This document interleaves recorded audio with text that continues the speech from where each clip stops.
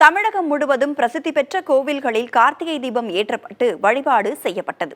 இதில் ஆயிரக்கணக்கான பக்தர்களும் கலந்து கொண்டனர். தென்கைலாயம் என்றழைக்கப்படும் திருச்சி மலைக்கோட்டை தாயுமான சுவாமி கோவிலில் உச்சிப்பிள்ளையார் சன்னதிக்கு முன்பாக உள்ள சுமார் 40 அடி உயர கோபுரத்தில் மகாதீபம் ஏற்றப்பட்டது.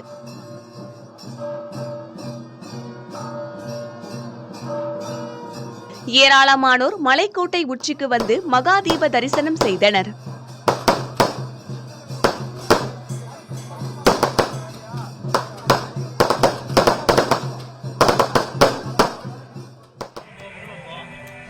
உசிலம்பட்டி அருகே 2000 அடி உயரத்தில் அமைந்துள்ள தென் திருவண்ணாமலை என்றழைக்கப்படும் திடியன் மலையில் கார்த்திகை மகாதீபம் ஏற்றப்பட்டது.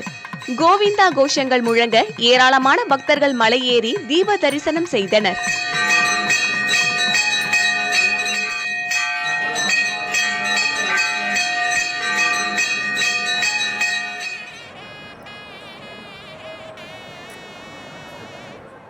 மதுரை மீனாட்சி அம்மன் கோவிலில் கார்த்திகை தீபத்தை ஒட்டி கோவில் முழுவதும் பக்தர்கள் 1 லட்சத்திற்கும் அதிகமான தீபங்கள் ஏற்றி வழிபட்டனர். இதனால் கோவில் வளாகம் முழுவதும் விளக்குகளால் ஜொலித்தது.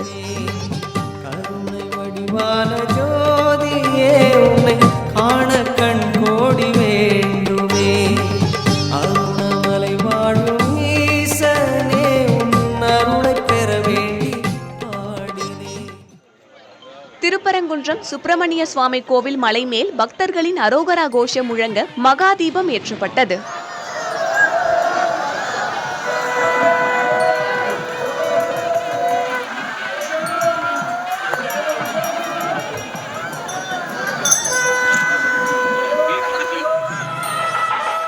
கார்த்திகை தீப திருவிழாவை முன்னிட்டு அறுபடை வீடுகளில் 3ஆம் படை வீடான பழனி தண்டாயுதபாணி சுவாமி கோவிலில் மகாதீபம் ஏற்றப்பட்டது. அதைத் தொடர்ந்து சொக்கப்பனை கொளுத்தப்பட்டது.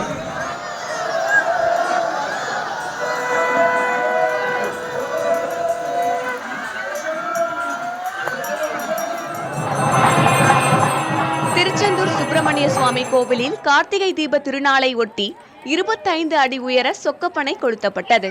இதில் திரளான பக்தர்கள் கலந்து கொண்டு சுவாமி தரிசனம் செய்தனர்.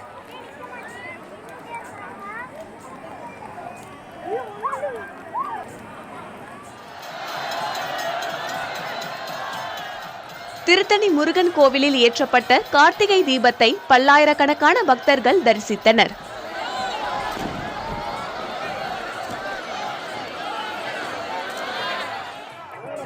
திருப்பத்தூர் அருகே உலக புகழ்பெற்ற குன்றக்குடி சண்முகநாத பெருமான் கோவில் மலை உச்சியில் ஆயிரக்கணக்கான பக்தர்கள் முன்னிலையில் கார்த்திகை மகாதீபம் ஏற்றப்பட்டது.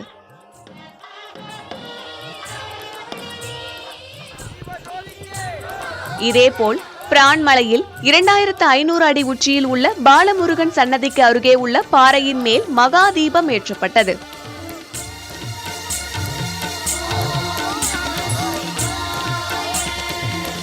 கிருஷ்ணகிரி மாவட்டம் ஓசூர் மாநகரில் அமைந்துள்ள வரலாற்று சிறப்புமிக்க பழமை வாய்ந்த சந்திர சூடேஸ்வரர் மலைக்கோவிலில் கார்த்திகை தீப திருநாள் வெகு விமர்சையாக கொண்டாடப்பட்டது.